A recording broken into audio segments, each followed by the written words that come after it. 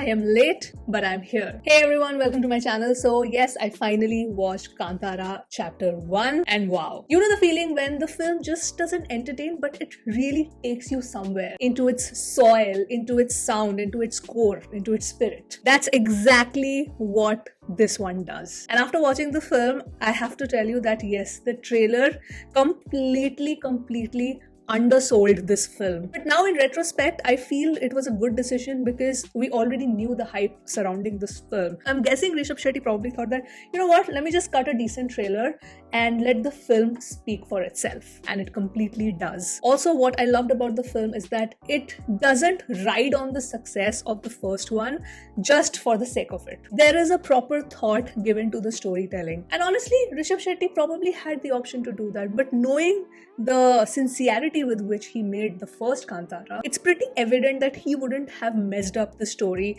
for this particular film. Now, Kantara Chapter 1, as we all know, is a prequel. It is set in the era of the Kadamba dynasty, and this film completely deep dives into the origins of Panjurli Deva and Guliga Deva. And what I really liked about the writing of the overall film is the attention to detail with which the story is actually narrated to us. See, in the first film, we were introduced as audience to the ritual of Bhuta Kola, and we were introduced to both of these demigods. Now, a lot of people in Karnataka might know about it, but someone like me, I was in completely unfamiliar territory. Now, this one, as the name suggests, Chapter 1, it starts with the very beginning of why Panjurli Deva and Guliga Deva, they were sent to earth. What was the purpose? What is their significance?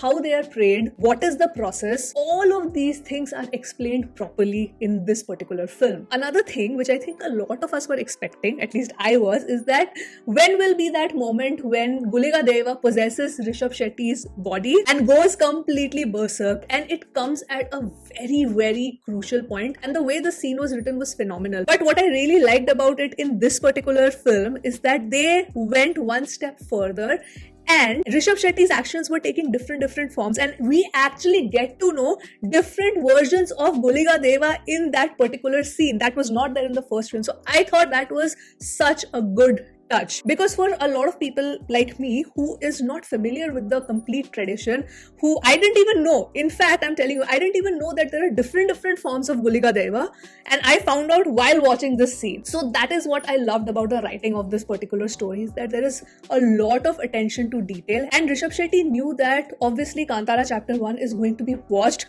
pan-India. He never had this expectation with Kantara, but with this one he ensured that because everybody is going to watch it, all eyes are going to be in this film, so he ensured that let me educate the audience as well. Let me give them an entertaining film, but let me also educate the audience about all the rituals, about the devas, their different forms, and what not. So I thought that was incredibly executed. It takes a lot of research, it takes a lot of sincerity, because this is not just a run-of-the-mill story. You have to deep dive, you have to understand the culture, and Rishabh Shetty has done that, and I'm incredibly happy to see the output. Now, when it comes to the storyline, it is more or less what we see in the trailer, is that obviously there is one indigenous tribe which Rishabh Shetty belongs to in Kantara. Then Gulshan Devaya is the king of one of the provinces in the Kadamba dynasty, and he's not a great king. It is very obvious from the trailer. Now, why this kingdom hates Kantara tribe? What is the conflict between them? How does Rukmini's role play in a great factor in the storytelling? All of this is set up really well in the first half, which is why the payoffs in the second half are just absolutely brilliant. Now, one thing that I really did not like in the screenplay, and I thought that if it was not part of the film,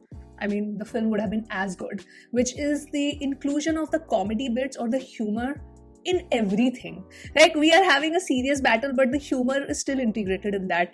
You know how it's there in the Marvel movies, but I thought it was really unnecessary, and for me, to be very honest, it kind of broke the flow of the narrative a lot of times. Now, I understand it's a commercial film, and having the humor aspect probably is okay, but it's okay in certain parts. I felt that it was just infused way too much, but that's just a personal opinion. It could differ from person to person. I personally did not like it as the part of the narrative, but if some of you loved it, please let me know your thoughts in the comment sections for sure. But other than that, the attention to detail in the storytelling, the attention to detail in developing all these characters, I really appreciated it. The action sequences, the battle sequences are done incredibly well. I think Rishabh Shetty got a person from Hollywood who is the action director, and I feel that it was just so visually stunning.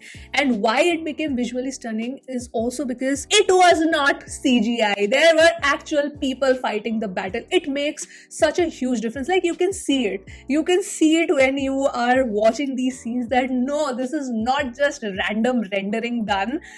Not that I'm saying that, okay, great CGI work cannot be done in battle sequences. It can be done. But I'm just saying that when you have live action battle sequences and when you have actual people doing these scenes, it makes a difference. It definitely makes a difference. Even for the production design, I would say they have actually built an enormous set to show this kingdom properly. See, it is a blend of real and CGI for sure.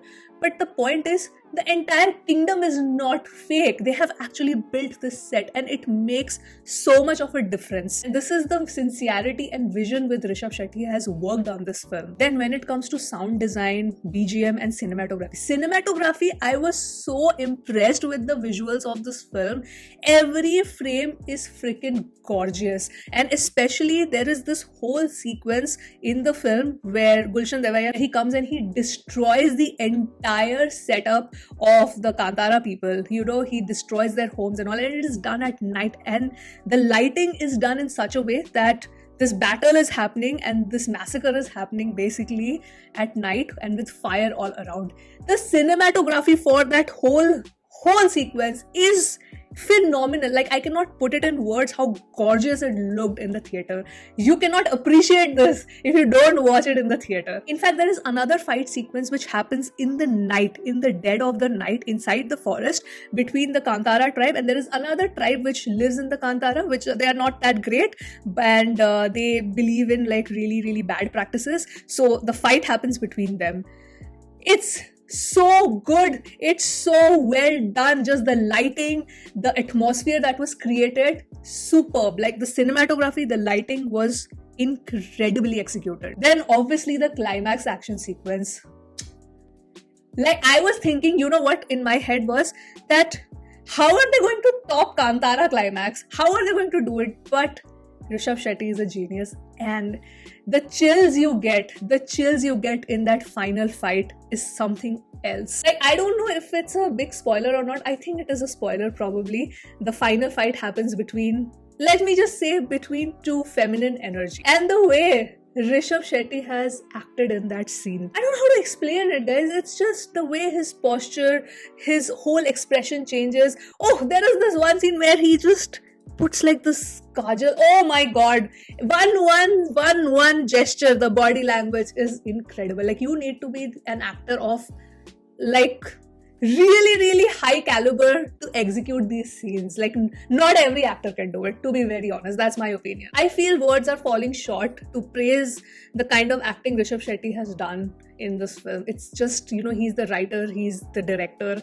he's the actor, he's the main lead of the film, wearing three hats for a film and still executing each aspect of the film so perfectly. It's not easy. He's a freaking beast in this movie. That's all I'm gonna say. Now, for the other actors, Gulshan Devaya, I really like him as an actor and I really love his acting range. And in this film also, that mean drunk king, he was phenomenal. I think he executed his role to perfection. The MVP though for me was Rukmani Vasant. She was just fantastic. And I think Rishabh Shetty listened to the criticism for the first film that, okay, you know, the female lead or the female representation was not great in the first film.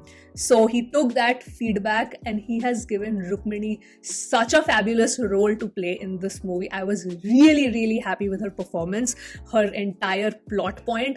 Everything was just done so well. Jairam, I feel he should have been given more meat. He was there, he is great. He has his moments as well. But I mean, for the kind of actor and the capable actor that he is, there's not much range to actually show.